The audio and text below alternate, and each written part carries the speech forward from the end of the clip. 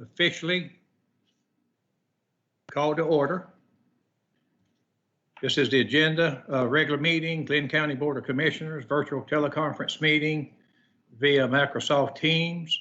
It's simultaneous public access provided. It's streamed live at the below web address, and I'm not going to read all that off. It's on our YouTube and our Facebook platforms. In an effort to adhere to the guidelines set forth by the CDC for the COVID-19 pandemic, being held via video teleconference. The public has simultaneous access to the meeting. The public will be streamed online for public viewing at the Glynn County Board of Commissioners YouTube page and on the Facebook page. I would like to do a roll call. I don't have all the names of everybody here, but I'm going to call out the few I do know. Commissioner Booker. Present. Commissioner Brunson. Present. Commissioner Browning, present. Commissioner Coleman. Commissioner Coleman, present. Commissioner Murphy. Present. Commissioner Neal. Present. Commissioner O'Quinn. Present. County Manager Hours. Present. How about County Assistant Manager Catherine Downey? She's not here tonight. Okay, County Attorney Aaron Mumford. Present. All right, County Clerk Rwani Patel. Present. Okay, looks like we may have, who else do we have? Tiffany Hill, is she here? Yes, Tiffany Hill is here. Okay, do we have any other staff here? Rwani? No, sir, I don't believe so. Okay, well, I think we have a pretty good accounting. We're going to move forward. We do have some guests here, and we're going to be calling their names out here when we do the proclamation. So we're going to move on to the public comment period. We have 3 speakers that sent in comments. County Clerk Rwani Patel, she will read the public statements. Rwani, if you'll post those and read them, please, for the record. Yes, sir. Let me upload those now.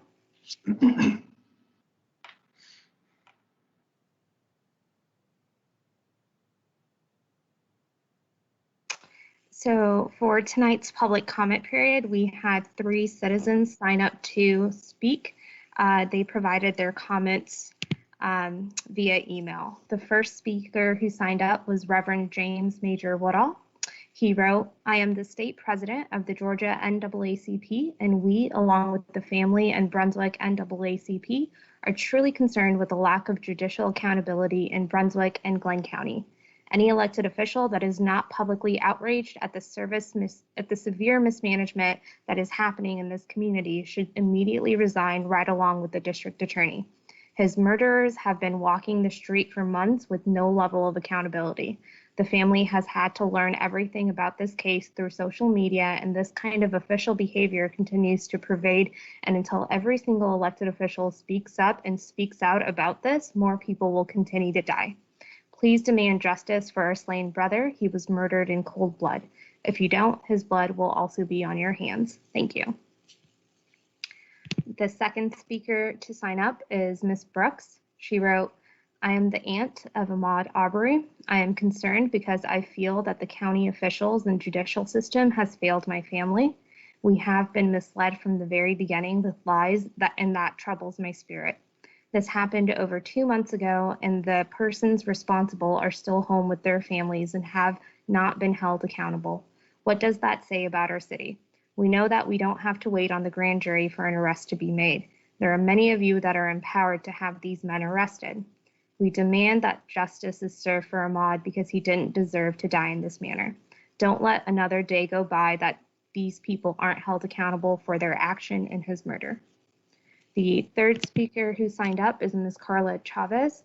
She wrote, "To the committee and citizens of Brunswick and Glynn County, I am the aunt of Ahmaud Arbery. I feel that the judicial system and county officials of Brunswick and Glynn County not only failed my family, but failed Ahmaud. We have been giving misleading information, and most of the information that we received was from social media and the news. Why? When the parents was told that they would get a call before any new information was publicized. The ones responsible for murder are allowed to be free with no arrest made. Do what's right, take accountability, and correct the wrong and make it right. I demand an arrest be made. I demand justice for my nephew. That concludes the public comments for tonight's meeting. Okay, Dwani, thank you very much. I'd like to read a statement on behalf of the Board of Commissioners, and it's regarding this tragedy and what's going on in our community and how it's affecting outside of our community even. Our hearts go out to the family of Ahmaud Arbery for the tragic loss they have experienced. This has impacted them more than we can ever comprehend. This heavy issue has touched so many of us, both locally and nationally, and caused us to pause and think deeply about this family and our own families. We have to believe that the justice system will do what it is designed to do and provide answers to the many unanswered questions. It is in the hands of the proper authorities, and we stand by ready to support Tom Durden, the District Attorney for the Atlantic Judicial Circuit, and the Georgia Bureau of Investigation as they conduct investigations into this case. Until we get answers to the many unanswered questions, I am hopeful that we can come together as a community to deal with this situation with peace and brotherhood rather than hate and violence, which can only make a terrible situation worse. Again, we ask prayers for this family and this community as a whole as this case moves its way through the justice system. I would also like to add that there have been many calls for an arrest. A lot of people have asked us why we don't go ahead and arrest someone. We are presently working on putting some facts out about the investigation immediately following the incident that happened over in Satilla Shores on that Sunday. And we do want the public to understand from our investigation what we learned, what we found, and what our actions were and what our decisions were. And we are going to put that out in the very, very near future. I won't make any promises. It may come out tomorrow. It may be early next week. But we do feel it's important that the public understand, at least from our point of view, and from the record, what it shows has happened. And we hope that people will see then that, we have done what we're obligated to do, and that for our part in this and for others' part in this, how this all fits together, and that we're trying to do this in a way that doesn't jeopardize this case being carried forward to its proper decision in the courts. So we promise, as far as this Board of Commissioners is concerned, to not get in the way of the prosecution of this case, but we also want to do as much as we can to educate the public on the involvement of our police department and the investigations and the decisions that we made going forward, and we will lay every bit of that out in the very near future. Thank you very much.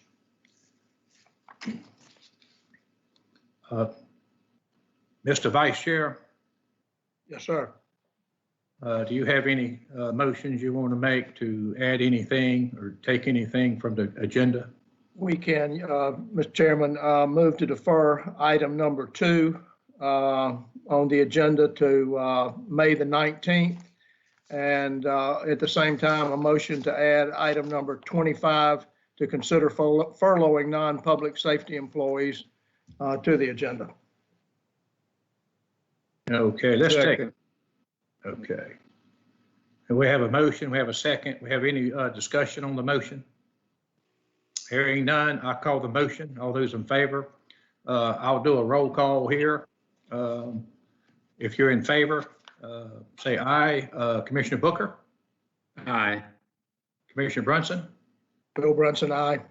Commissioner Browning? Aye. Commissioner Coleman? Bob Coleman, aye. Commissioner Murphy? Aye. Commissioner Neal?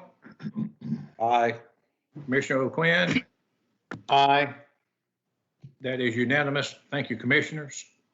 Okay, first item on the agenda, present a proclamation designating May 16 through 22, 2020 as National Safe Boating Week in Glynn County.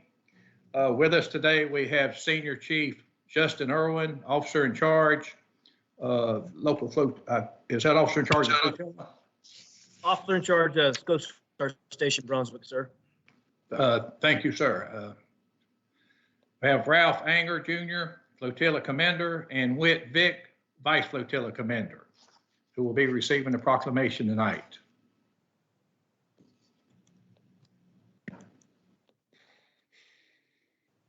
Okay. This is recognizing National Safe Boating Week 2020. For nearly 100 million Americans, boating continues to be a popular recreational activity. From coast to coast and everywhere in between, people are taken to the water and enjoying time together, boating, sailing, paddling, and fishing. During National Safe Boating Week, the U.S. Coast Guard and its federal, state, and local safe boating partners encourage all boaters to explore and enjoy America's beautiful waters responsibly. Safe boating begins with preparation. The Coast Guard estimates that human error accounts for 70% of all boating accidents, and that life jackets could prevent nearly 84% of boating fatalities. Through basic boating safety procedures, carrying life-saving emergency distress and communications equipment, wearing life jackets, attending safe boating courses, participating in free boat safety checks, and staying sober when navigating, we can help ensure boaters on America's coastal, inland, and offshore waters stay safe throughout the season. National Safe Boating Week is observed to bring that attention to important life-saving tips for recreational boaters so that they can have a safer, more fun experience out on the water throughout the year. Whereas an average 600 people die each year in boating-related accidents in the U.S., and 77% of these fatalities caused by drowning, are fatalities caused by drowning, and whereas the vast majority of these accidents are caused by human error or poor judgment and not by the boat, equipment, or environmental factors. And whereas a significant number of boaters who lose their lives by drowning each year would be alive today had they worn their life jacket. Now, therefore, be it proclaimed that the Glynn County Board of Commissioners do hereby support the goals of the Safe Boating Campaign and proclaim May 16 through 22, 2020 as National Safe Boating Week and the start of the year-round effort to promote safe boating and urge all those who boat to practice safe boating habits and to wear a life jacket at all times while boating. In witness thereof, I set my hand the 7th day of May 2020. Michael F. Browning, Chairman, Glynn County Board of Commissioners. Well, I want to thank you, gentlemen, and every one of your groups, for what you do to keep people safe, to encourage people to do safe boating. And I'm going to turn the floor over to you all after this proclamation here. And who's going to speak? Who do we have first? I'll take the lead on that, sir, if you don't mind. It's the Senior Chief Irwin. Okay. First and foremost, commissioners, everybody else online, good evening. And, I just want to thank you all for your leadership. I've been in this community for almost 4 years, and unfortunately, my change of command's coming up on the 29th of June, so I'll be journeying up to Sheboygan, Wisconsin. So it's going to be a different culture up there, but it's going to be sad leaving such a tight knit community and just enjoying the camaraderie we have on all different sides and every different agency that I've had a chance to work with, including all the commissioners. And as far as Boating Safety Week goes, just thank you so much for always giving the opportunity for us to come forward and get this proclamation. We are, this year is going to be pretty challenging, as everyone knows, with COVID-19, but Coast Guard's still open 24/7. We're still out there educating the public, still out there, boarding vessels and making sure everybody's safe. So I know the flotilla is going to, once the restrictions are lifted, they're going to be out at the piers and, just educating people on wearing their life jackets and trying to stay safe as possible. Boating traffic really has picked up in the past couple of weeks. As we know, well, not everybody, but a lot of people are out for work, so they want to get out in the water. So, a lot of the boating traffic has definitely picked up. But again, gentlemen, just thank you so much for all you guys have done for this community. and I've really enjoyed working with each and every one of you. And that's all I have to say. Thank you. Thank you, Senior Chief, and good luck on your next duty station up there in Sheboygan. Yes, sir. I'm gonna be a little. I gotta get some more clothes. Good man, I hear you. Okay, how about, is Ralph Anger wanting to speak, or?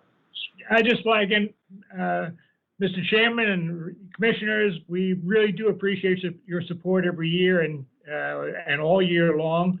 We're looking forward to getting back out there and continuing our education programs and our boating safety inspections, and we're chomping at the bit here. And again, as Senior Chief said, we really thank you for your ongoing support. Well, we very much appreciate what you all are doing to protect our public when on the water. We have a lot of water here, and a lot of boats, and so thank you very much. Thank you. Okay, gentlemen, is that it? That's all I have. All right. Thank you, sir. We'll Okay. try and we'll free up some bandwidth for you. Appreciate it. Thank you. With that, Mr. Chairman, I make a motion to approve consent agenda, general business, and consent agenda finance, with the exception of any item that a commissioner wishes to pull for discussion. So, Did I hear a second? yes, second. Okay. I second. We have a motion and a second. Any discussion? I call the vote. All those in favor answer by aye as I call your name. Commissioner Booker, Aye. Commissioner Brunson, Aye. Commissioner Browning, aye. Commissioner Coleman, Aye. Commissioner Murphy, Aye. Commissioner Neal, Aye. Commissioner O'Quinn. Aye. Okay, that is unanimous. Thank you all. We're now move to item 23, appointments. Approve the appointment of 2 citizens to serve on the Coastal Workforce Development Board, formerly known as the Coastal Workforce Investment Board. The 3-year terms begin on June 1, 2020 and end May 30, 2023. The 2 appointments, Mel Gaines and Alex Stanfield. Anybody got any questions about this? Do we have to offer them up or just vote them? Well, we're here to approve 2. We have 2 on there. We can vote for the full slate. If you want to make a motion to approve the full slate. I make a motion, Mr. Chairman, that we appoint the 2 names submitted to serve on the Coastal Workforce Development Board as presented. Okay, I have a motion and a second to appoint Mr. Mel Gaines and Mr. Alex Stanfield. Any discussion? All right, I call the vote. All right. Answer affirmatively with aye. Commissioner Booker, Aye. Commissioner Brunson, Aye. Commissioner Browning, aye. Commissioner Coleman, Aye. Commissioner Murphy, Aye. Commissioner Neal, Aye. Commissioner O'Quinn. Aye. That is unanimous. Thank you, commissioners. Okay, item 24. Consider adoption of an amendment to Chapter 2-4 of the Glynn County Code of Ordinances, the Animal Control Ordinance of Glynn County, to amend sections 2-4-3. Tiffany, is that yours? Yes, it is. Good evening. This is Tiffany Hill. I'm the manager of Glynn County Animal Control. And this evening, I'm bringing to you the proposed amendment to our animal ordinance to give us some structure and guidelines around tethering of dogs who live outside. I have a brief presentation based off of what I presented at the work session, and I'm presenting on behalf of Officer Gerald Ruiz and myself. Our proposed ordinance amendment is for humane tethering. What humane tethering will do is to improve the conditions of those dogs who are living outside in our community. It will ban heavy chains so that dogs are, any animal are tethered or tied using something that is less than 10% of their body weight. And so that will mean that things like tow chains would not be acceptable. It also bans dogs being chained on vacant or abandoned properties, which does happen in our community. Also mandates a minimum tether length would have to be 6 feet or more, and that the tether would have to be clear of entanglements so that the dog would not be wrapped around poles or try to jump off of a porch or over a fence and find themselves hanging from the fence or porch. It would mandate proper fitting collars that don't pinch, prong, or choke, and also mandates that there is easily accessible shelter, food, and water. What it does not do, a couple of questions that have been asked of me about this, it does not have any restrictions on animals that are walking on a leash. They would not be impacted in any way by that. It also would not impact dogs who are tied out temporarily while their owners are out working in the yard, or when they don't have a fence, but they're putting their dog out to use the restroom and then bringing them back in. This does not impact those activities in any way. But what it does do is it does give us clear standards, and it gives us a method to be able to enforce those standards as animal control agents. And I just wanted to mention that Hank, who I showed you before, is still available for adoption at Glynn County Animal Control. Does anyone have any questions this evening? Tiffany, I'd just like to make a comment. I'm certainly glad to see these new rules put in place, and I hope the public that's listening in here understand this is the minimum that we're projecting right now, and we'd certainly like folks to have a much more lenient attitude toward this tethering thing. Anytime that tethering is not necessary, then I would urge the public to consider that if you're going to have an animal.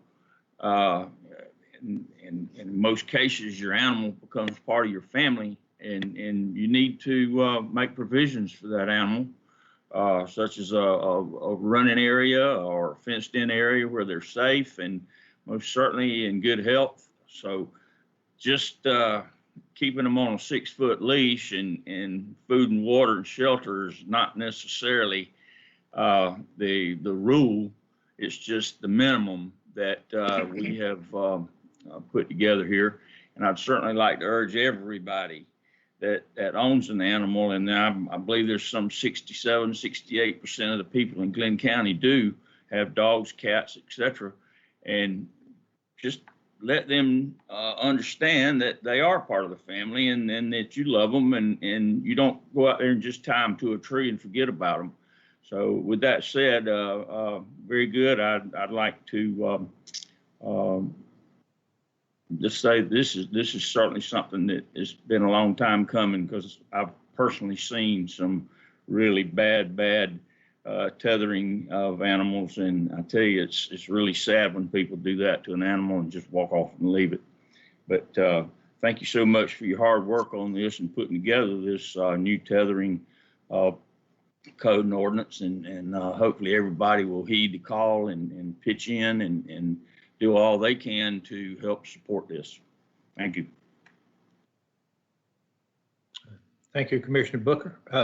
Coleman, Commissioner Booker, did you want to say something? No. Oh, okay. I thought you were looking to get in there. Any other discussion, commissioners? Yeah. I would just like to add my 2 cents. I think it's a good first step. I don't know where we need to go at the end of the day with this thing, but I think it is a serious matter to be considered when you decide to go tether your animal. A lot of people say that they tether them when they're outside. They just want to let the animal get out and play while they're out. They want to watch them, but they want to let them move around. They don't want them to leave the yard, and then they untether them. They take them back in the house. That's completely understandable. But I have seen animals that I think are being abused, and People tie them up, and you know, I can't understand if you want an animal and you want to own that animal, how you could tie that animal up and leave it tied up, what seems in some cases just constantly. I would not want to be tied up and tethered to something forever. So, you know, we'll see how this works. But I'm like with Bob, you know, you don't have to do the minimum. You can always do as much as you can, you know, to do the right thing when you have an animal tied up to something. So with that, I'll call for a motion. Motion to approve. Okay. Second. Okay, we have a motion and a second. Any further discussion? Okay, I'll call the vote. Signify by aye if you agree. Commissioner Booker? Aye. Commissioner Brunson? Aye. Commissioner Browning? Aye. Commissioner Coleman? Aye, Commissioner Murphy? Aye. Commissioner Neal? Aye. Commissioner O'Quinn? Aye. Okay, that was 8-0. So that's unanimously. One of those don't count. Okay, thank you all. Still write it down though. Yeah, you tried. I'll Yep. give you credit for it. Put an asterisk by it. Yeah. Item 25. Consider furloughing non-public safety employees a total of 48 hours through the end of the last pay period of this fiscal year. Mr. Hours, you want to present that, please, sir? Mr. Chairman, Commissioners, good evening. What's before you tonight is a consideration on a couple ways to try to deal with closing the gap in our revenues versus expenditures. Early on in the COVID-19, when that first came about, we recognized that it would have an impact on our revenues for this year. And immediately plans were put into place to curtail expenses, such as all training and travel was canceled. Vacant employee positions that were non-public safety were put on hold, not filled. And then non-essential spending was put on hold too. And so, you know, we've tried to make every effort we can to curtail expenses. We've monitored the revenues, and in most cases, our revenues are in a positive light. Property taxes is certainly our largest revenue source, and it's currently approximately 98% of property taxes have been collected, which is really good. Commissioner Chapman does an excellent job collecting our taxes for us. But you know, it's no secret that you know, our community has been hard hit. Our number one industry here in Glynn County is tourism, as we all know. Many restaurants closed, other businesses closed, hotels closed. Federal law enforcement training centers sent their over 3,000 students home. And when those students are here, they have an impact on our economy, a huge impact. And so most of those revenues are in the form of sales taxes, local option sales tax. At the beginning of the budget, we estimated that we would collect $17 million in sales tax revenue. Through March, we collected just a little bit less than $13 million.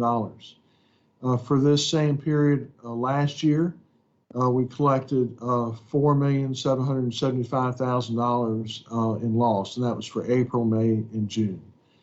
And so the unknown question is, what will those collections be this April, May, and June in local option sales tax? Unfortunately, local option sales tax is not known until the next month. For example, at the end of April, we just received the number that we collected in March, which I was favorably surprised. It was only $100,000 less than what we collected a year ago. But in terms of what April and May and June will be, in terms of lost revenue, I wish I could say that, but unfortunately I can't, and we won't know the April numbers until the end of May. We are also down somewhat in recreation fees, alcoholic beverage taxes, and judicial fees. Once a state of emergency was put into effect in Georgia, the judicial system pretty much shut down. You know, they had some fine collections, but they have not had any court cases that drives revenue. And so, you know, we're short revenue in those areas. And then obviously accommodations taxes with the hotels being closed have been a huge loss, but I believe that loss will be offset by close to $1 million over budget in title ad valorem taxes collection. So that's good. That's good news that will be offset. The hotel money will be offset. However, it goes back to loss. When it's all said and done, when you look at other revenue sources, it goes back to loss and what that will be. Now, typically, we finish up every year in the positive in the expenditure category. And the projections are currently, although we're still working on those projections, to be, you know, over $1 million to the good. That number is still being perfected, but so, you know, that will certainly impact revenue lost. But, you know, going back to local option sales tax, if we collected only 50%, that would be, you know, over $2 million that we don't have for our budget. So how do you account for that? And that's really the question that's before you tonight. You know, how do you account for that? One way to account for it and is through furloughs, and the reason for that is 70% of the county budget is devoted to personnel expenses. You know, we're a people business. We provide services and we provide them with people, and that's where the majority of our budget expense is. And so, you know, how would that work? And, you know, public safety is such an important issue, you know, that this list before you tonight only includes non-public safety positions.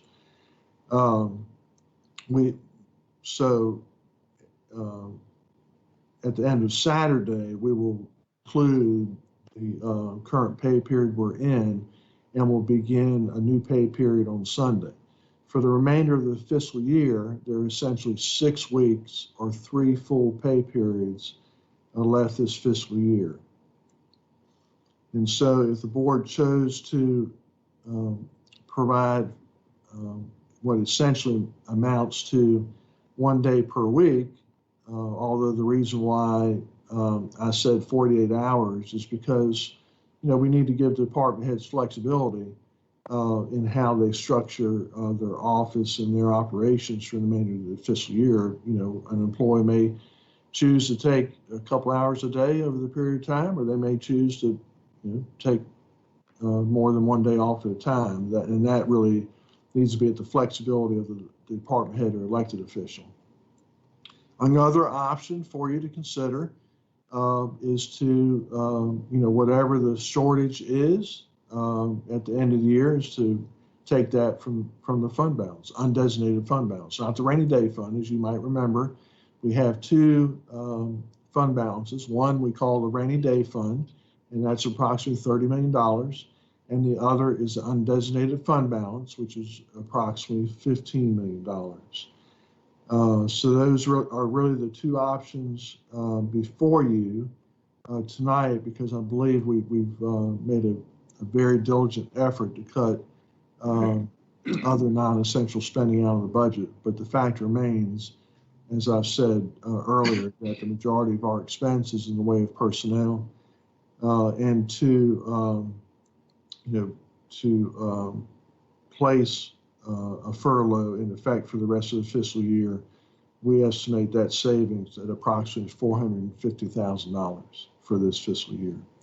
And Mr. Chairman, with that, I'll be glad to address any questions the board may have.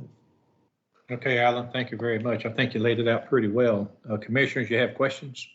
Mr. Howard, this Commissioner Coleman, explain to the public how furlough works, as far as just the, you know, the bare facts of it. I mean, they get, how long does it last? How does it benefit? Well, you kind of said how it benefits us, but you know, how does it affect the employees themselves?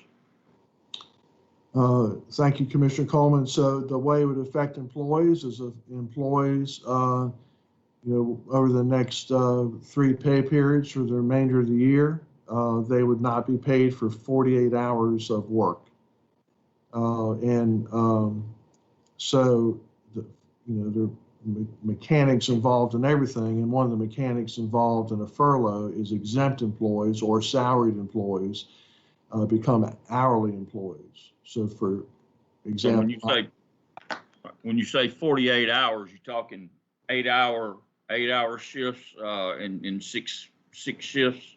Is that what you break it down that simple? well, Commissioner Coleman, it could be that way, or if an employee wanted to take, from a dollar standpoint, it really doesn't matter how you get to the 48 hours. I think that should be at the discretion of the department head or elected official, how to best manage your office. But it could be that an employee takes off a week at a time or a day at a time. That's really based on operational needs of the department. I see. Okay, so they got an option whether they take it all at one time or a day at a time, and yeah. So that's a good thing there too. I mean, a lot of people probably want to give up a day before they want to give up a week. So, Yes. Okay. All right. Thank you. You're welcome. Commissioners?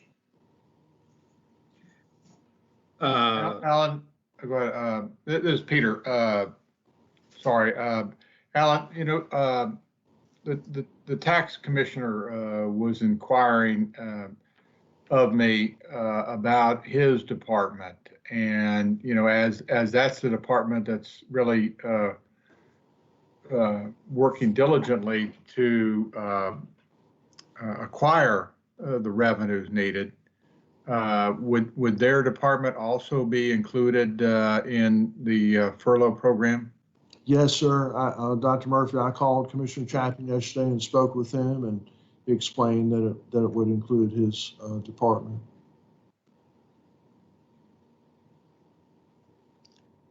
Thank you.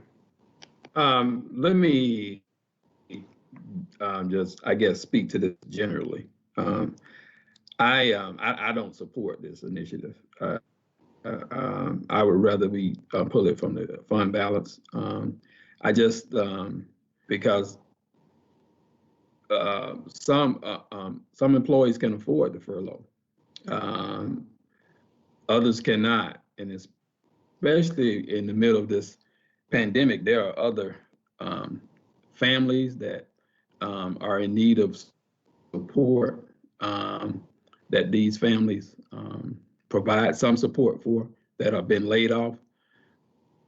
And I just don't, I would rather invest it into our employees and thereby invest it in our community than to cut their hours right now. I don't think that's the best move.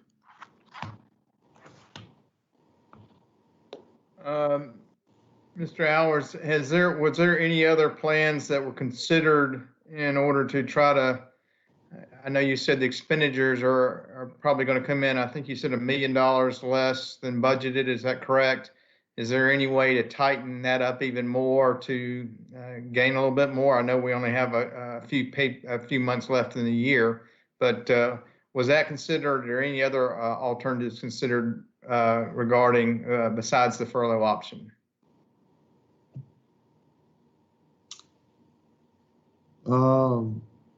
Commissioner Quinn, we continue to look at ways we can trim expenses, but the fact of the matter is that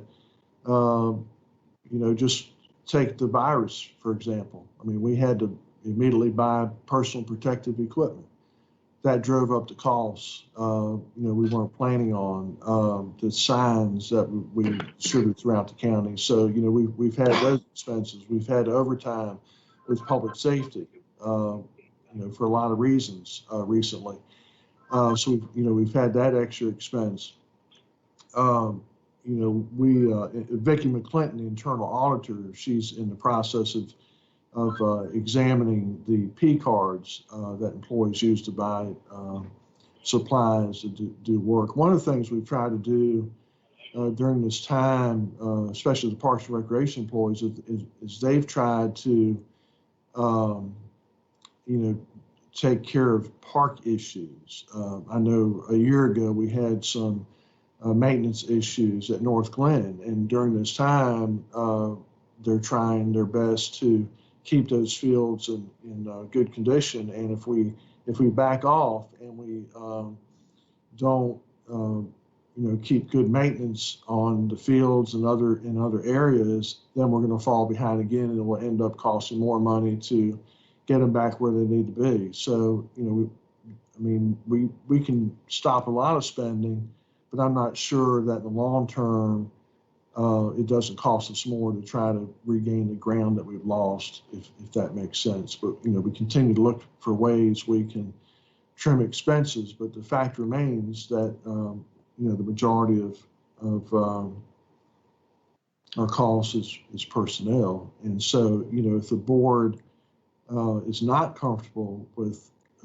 meeting whatever gap there is from fund balance, then this would be the way to do it. And next year's budget, now we got delayed in providing the budget document to you, and I hope to have that to you sometime next week. But in it, the proposed budget, based on our estimates of revenue and expenditures, calls for taking $2 million in fund balance to balance next year's budget. Now, at the end of the year, you may or may not have to actually use $2 million in fund balance. It could be less, but to balance the budget, we had to put that in there. But hopefully the economy will rebound quicker than we have forecast. I mean, our forecasts are very conservative, and economy will rebound quicker than we forecast, and you won't need money from the fund balance. But you could choose, once you begin your budget deliberations, to not take the money from fund balance and do something different. And I'm sure there'll be a lot of discussion about that. Well, I guess my biggest concern is, we're asking for 48 hours in a very short period of time from the employees. And my question is there any way to stretch this out? I know the fiscal year ends within 2 months, but is there a way to make the pain a little less severe for these employees by stretching it out over several months and paying ourselves back?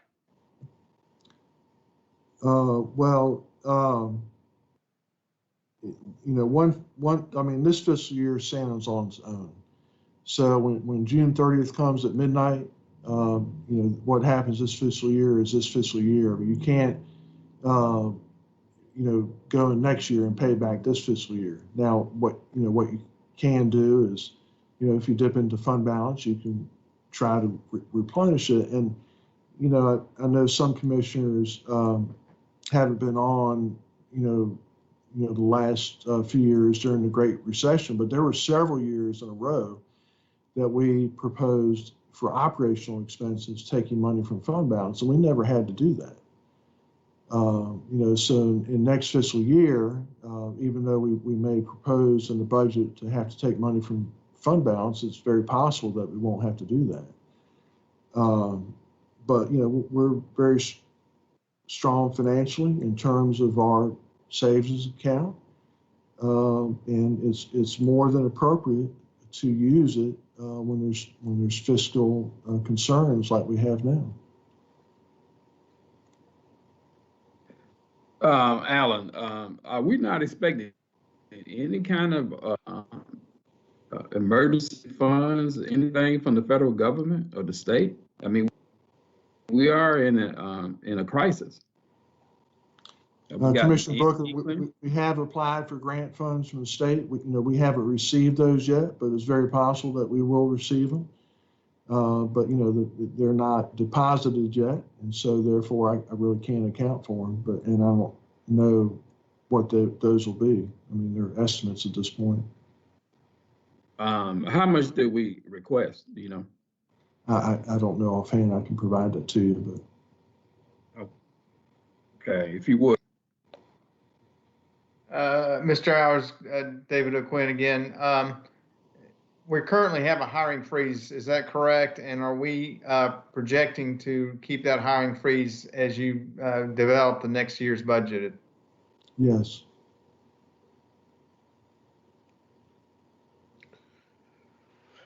And this is Wayne Neal, if I can weigh in. I think that as we've gone through this crisis, we have spoken to the community and said that we're all in this together and that we need to share in this burden. And I know I was one of the first to suggest that maybe we have to go into payroll to help offset the losses of fourth quarter this year. So I would like to start off by saying that I think it would be wise if the Board of Commissioners forfeited a month's pay in this crisis to show that we are serious and feel what we're asking the employees of Glynn County to do. I would say that if we can spread this out, if any of the grant money should come in, perhaps we could reimburse the sacrifice that the people of Glynn County, the employees, are making. But we need to be accountable to the taxpayers of Glynn County, and if we've asked them to sacrifice, I don't think we're immune from the sacrifice ourselves. And though it's painful to go through any kind of loss of pay, I was hopeful that when Commissioner O'Quinn asked if we could spread this out over a period of time, that we could take that course of action. I would have thought that would have helped ease the burden. But these are tough times and these are tough decisions, and I would think that we all have to give a little here to try to show responsibility to the taxpayers of Glynn County. Let me speak again that when we talk about sharing responsibility, it's not the same responsibility, because if a person is a millionaire, then forfeiting $1,000 doesn't mean much to them. Is not $1,000 could mean quite a bit to them. And our employees, there are different ones. There are some that can it's 48 hours is fine. But for others, it can mean a lot, and especially if they have other family members that they're trying to support because they've been completely laid off. Some folk are being paid in cash. They don't have unemployment benefits. There's a whole lot of things out there. And if we have money in the bank, I mean, what are we saving the money for? We have a rainy day fund for emergencies. To me, this is not just a rainy day. This is a storm. And so, and we're not even talking about using that. So for me, it doesn't make any sense. I mean, we can forfeit a month of our pay as commissioners, but that's beside the point. For me, I don't know what the money in the bank is for if it's not to be used when we need it. And I would rather right now, we can always furlough if it comes to that. And I guess for some of us, we believe that's where we are. I just don't think we're there. We got millions of dollars in the bank. And Commissioner Booker, I respect that opinion. But I would also add that all that money that is in the bank is taxpayer money. And I'm just looking to be accountable to the taxpayers as well as to the employees of Glynn County. Well, Commissioner Neal, I too am accountable to the taxpayers because they're the ones that elected me just like they elected you.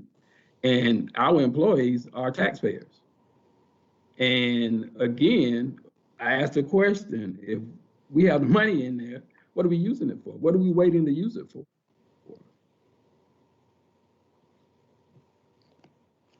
Alan, this is Peter again. You previously gave us the usual estimates of $30 million in the rainy day fund and roughly $15 million in the undesignated fund balance. Are the real numbers approximately there?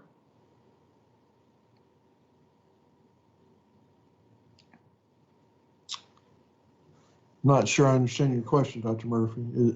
Well, you gave us sort of a general estimate. I mean, since we've been beating this around for a while, I think we came to an agreement some time ago that our rainy day fund balance would stay in the $30 million range, and our undesignated fund balance would be in the $15 million range. Yes. And throughout this all, there's been some question of whether we've gotten reimbursement from FEMA or we haven't gotten reimbursement with FEMA. What I'm trying to ask you is, are those numbers real numbers for what we have in the bank right now? Roughly. Yes, yes, sir. Now the $15 million, I believe that actually, and what may be currently in the accounts, about 16.5 million, but I believe the board, I think there was consensus perhaps to use part of that money for the animal shelter if it came in over budget. And so that's why I backed it down to 15 million. Yes, sir, I believe those are fairly accurate numbers. And the rainy day fund is roughly $30 million. Yes, sir. Because I've made this statement before when we were talking about hurricanes and things like this. You know, I tend to agree with Commissioner Booker in this instance in that, you know, this isn't a rainy day. This is a tragic storm that came out of nowhere and has run its way through our community. And I tend to think that's why we've got the rainy day fund set aside for a rainy day. And this is more than a rainy day. So I think Commissioner Booker made some good points, and you know, I tend to agree with what he said. Yeah, I'd echo those thoughts. I've weighed this back and forth the last few days. I think that we're asking too much in too short a period of time. I would suggest that we cover any shortfalls with undesignated fund balance for the next 2 months, and then make a very concerted effort to offset revenues in the next year to build the fund balance back up. That would be what I would support.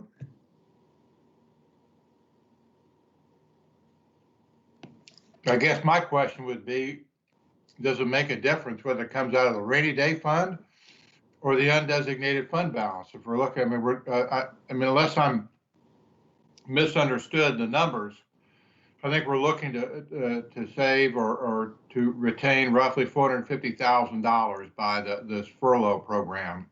If that's the case, you know, are we really just splitting hairs to deciding whether it comes from the undesignated fund balance or from the rainy day fund? But in any case, you know, Alan, you've done a fabulous job through the years with our budget, and we always seem to, you know, under promise and over deliver in terms of bringing the monies in. And so, you know, who knows how this scenario is going to play out, but if we've got $30 million in a rainy day fund, and we would all agree this is more than a rainy day, you know, does it make any difference that we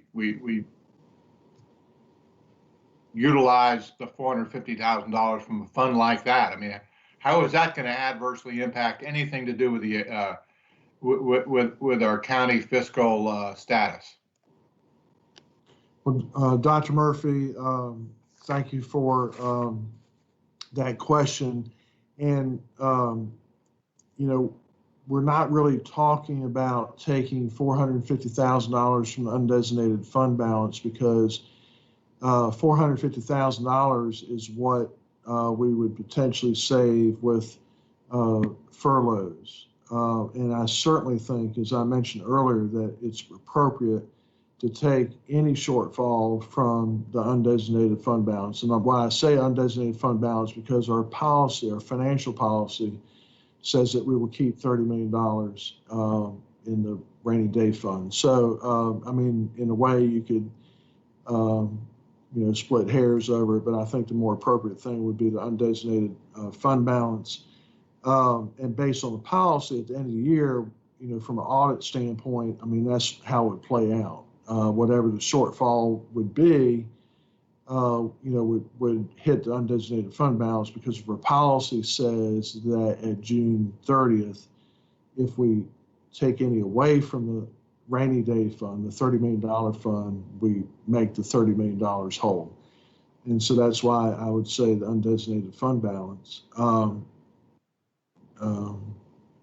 So, I mean, I think that is the appropriate way, but my position is, commissioners, is, if we get to June 30th and you say, why didn't you come to me with other options for this situation? Then I wouldn't have felt like I would have provided you, the options that you need to make a decision. And so, we've been trying to analyze the budget, analyze the revenues.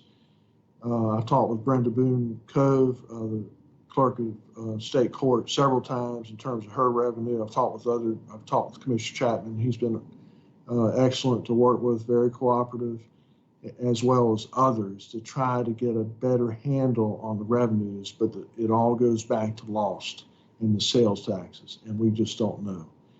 But I will know in a couple of weeks what the April collections are, and I really think that is going to be a great indicator, because we all know that things are starting back a little bit at a time.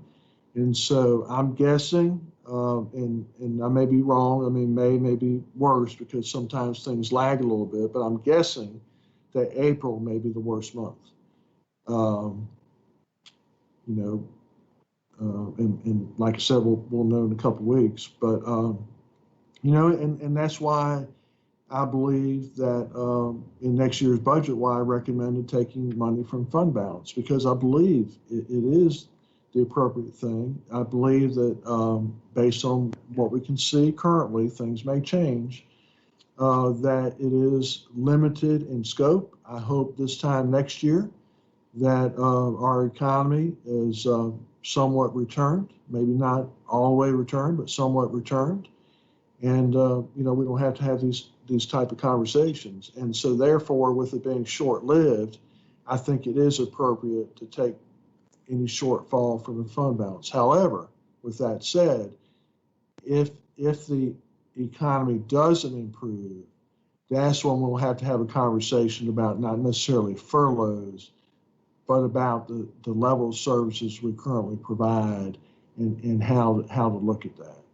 But I think currently, with the anticipation that the economy will come back in the next year, I do think that this is appropriate. But I can't wait to the end of the year to come to you. I mean, I've probably waited too long to come to you, but we've just been trying to get a better handle on the revenues. My opinion is we've kind of bottomed out, I would think. We don't have but one way to go, and that's up. So, I mean, the whole country's got to be feeling that way, and I think the communities, the states, the counties, just all across the nation, I think everybody's got that attitude. it's time to turn this ball around and start to come back. And it happened to us in what, 2.5 months. Things seem to be leveling off. Hopefully they will continue to do so, but there again, jumping out and tapping folks' paychecks that are already in jeopardy, and the President of the United States having to send out money to everybody to help them get through this, kind of defeating the purpose of the stimulus checks that were sent out. So, it's like I think Commissioner Booker said, some people might can afford that, and I would think most people couldn't.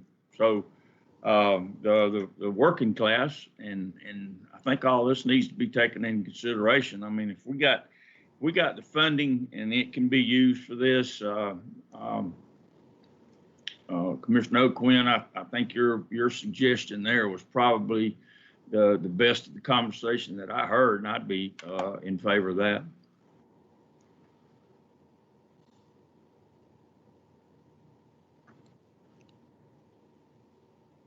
Mr. Chairman, I make the motion that we appropriate funds from the undesignated fund balance to cover any shortfall in this 1920 fiscal year budget. That would be my motion to the board.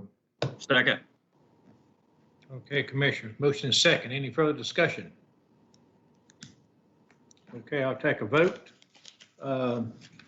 Answer in the aye if you support the vote. Commissioner Booker? Aye. Commissioner Brunson? Aye. Commissioner Browning? Aye. Commissioner Coleman? Aye. Commissioner Murphy? Aye. Commissioner Neal? Aye. Commissioner O'Quinn? Aye. That is unanimous vote. Thank you, Commissioners. That is the last of the agenda. Mr. Attorney, we got anything for executive session? Not tonight, Mr. Chairman. Okay, sir. Well, Commissioners, we can get a motion to adjourn. You can So moved. shut down and stay home. I heard it. All right. Motion second. Second. All those in favor, let's hear it. Aye. Aye. We are adjourned. Thank you, gentlemen. Thank you, staff.